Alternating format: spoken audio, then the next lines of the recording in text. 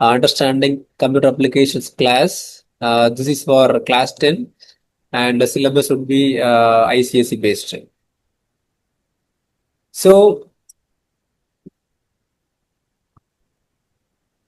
in this course, we are going to learn the revision of class 11 syllabus of unit 1. And in this unit, we have 9 parts. Like part 1 talks about introduction to object-oriented programming concepts. Then part 2 focuses on elementary concept of objects and classes. Part 3 talks about values and data types. Part 4 deals with operators in Java. And in part 5, we have part 5A and part 5B. So the part 5A talks about introduction to Java, and part 5B explains us what is input in Java. And then part 6 that focuses on mathematical library methods.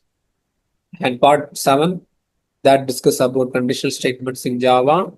And part 8 iterative constructs in Java. And finally, part 9 focus on nested loops. So these are the topics we'll be focusing and learn on the first chapter, which is the revision of class 9 syllabus.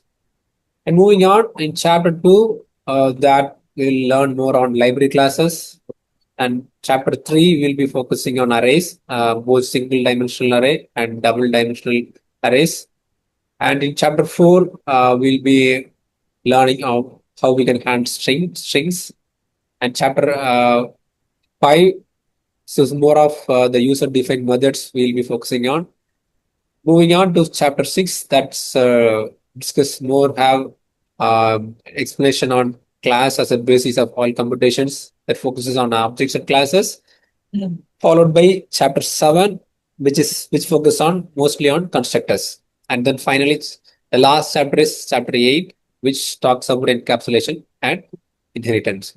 So for this course, these are the chapters starting with chapter 1 to chapter 8. And these are the pretty much topics we are going to learn. And we will focus morely on the different concepts with real-time examples and hands-on coding. So that's all about the contents.